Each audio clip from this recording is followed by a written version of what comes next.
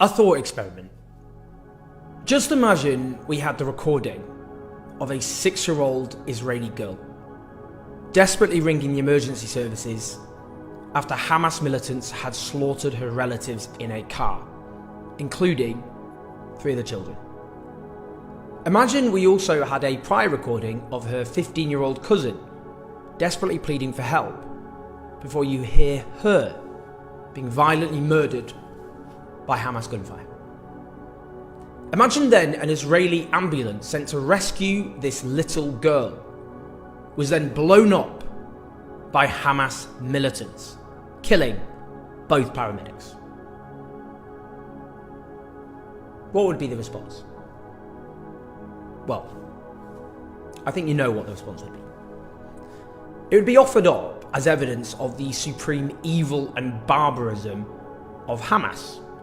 We would be told that it proved that they are worse than the Nazis. It would also be offered up as justification for the need to wipe Hamas off the face of the earth. Every politician in the West would issue statements dripping with grief and righteous fury. But you see, this horror did happen to a girl, a 6-year-old girl, called Hind Rajab, and her family and the paramedics who were sent to rescue her. But those killed were all Palestinians, and those that killed them were Israeli soldiers. So, fiery denunciations of the supreme evil and barbarism of the Israeli Defense Force, they didn't happen. Nor did statements from politicians dripping with grief and righteous fury. Instead, the West continues to arm and back Israel's mass slaughter with occasional hand-wringing, which its politicians know has zero impact on the behaviour of Israel. Even as Israel commits some of the worst atrocities of the 21st century live-streamed for the whole world to see, these Western powers refuse to describe a single act committed by the Israeli state as a war crime. Now, 2 things. Firstly, none of this is to downgrade the value of Israeli civilian life. The value attached to Israeli innocent civilian life is absolutely correct.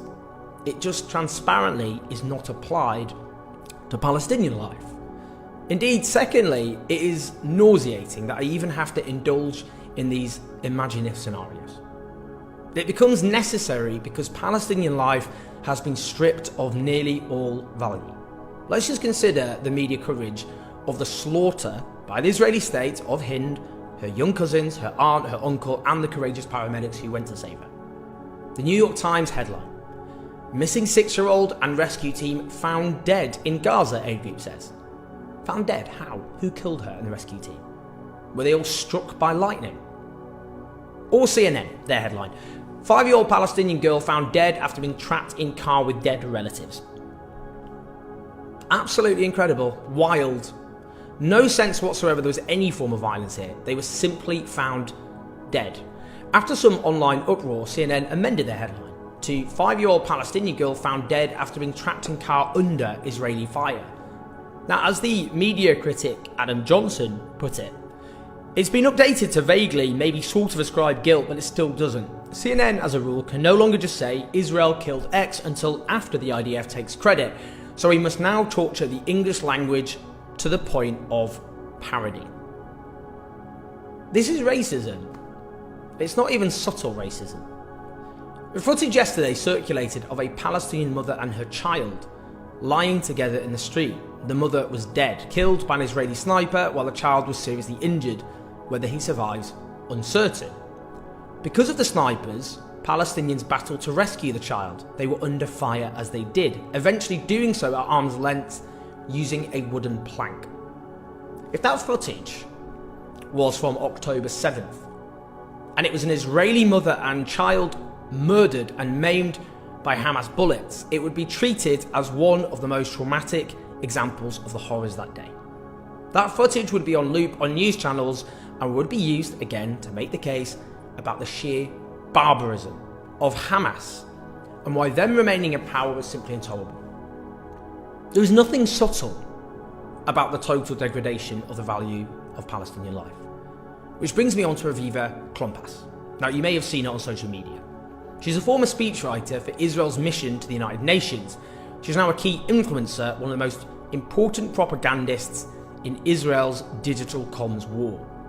The day after it was confirmed that the badly decomposing bodies of 6-year-old Hind and her family had been recovered, and with footage circulating of that Palestinian woman executed by an Israeli sniper, her grievously injured child writhing on the floor next to her, she posted an article from the 25th of October.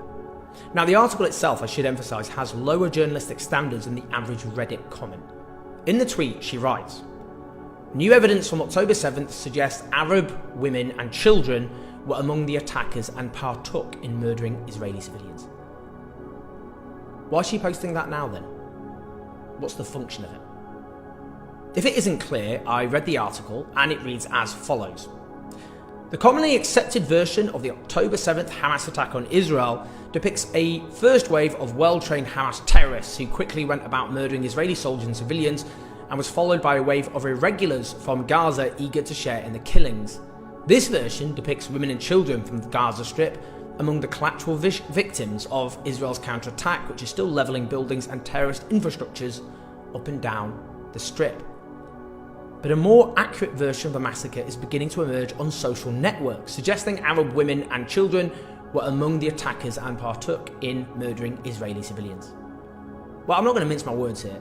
Aviva Klompas needs to be investigated under the provisions of the 1948 Genocide Convention under incitement. What was the function of this post? Other than to deflect fury and grief away from the slaughter of innocent children and women, who make up the majority of civilians killed in Gaza, by suggesting that they are terrorists and therefore legitimate military targets. To make the case that essentially anyone in Gaza is a legitimate military target, that they all have some form of collective guilt. Now, this influencer, I might add, has her posts regularly shared by mainstream British journalists, truly hurtling down the moral abyss.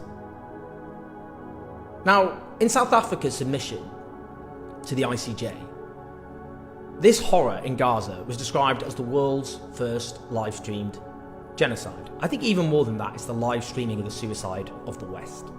Much of the world already regarded the West's claims of moral superiority with contempt. Well, contempt doesn't even begin to describe those sentiments now. I don't think it's even remotely appreciated just how much fury at Western power there is. That Western power, by the way, which has shrunk with every major conflict involving Muslim nations in the 21st century. Specifically by the absolutely relentless examples of absolutely heinous atrocities, mass murder, war crimes on a colossal scale, being defended and armed by Western governments and cheered on and apologised for by Western media outlets. Probably the biggest mass radicalisation event in history, the consequences of which will be felt gruesomely so for a very, very long time. Indeed, there is much triumphalism today at the rescue of 2 Israeli hostages. The price?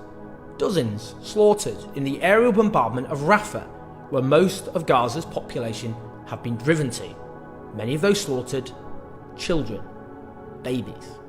We know, of course, that the Israeli army has killed more hostages than it has rescued.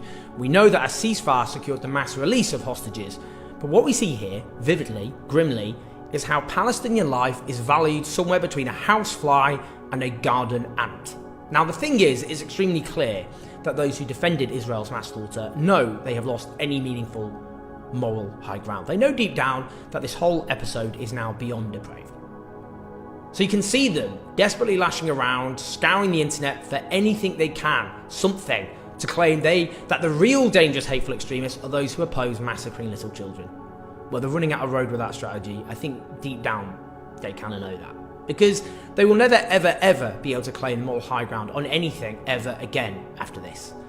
But finally, this nauseating episode, that is, everything that's happened in the last 128 days, has answered a question that I've always been haunted by when studying the atrocities of the past.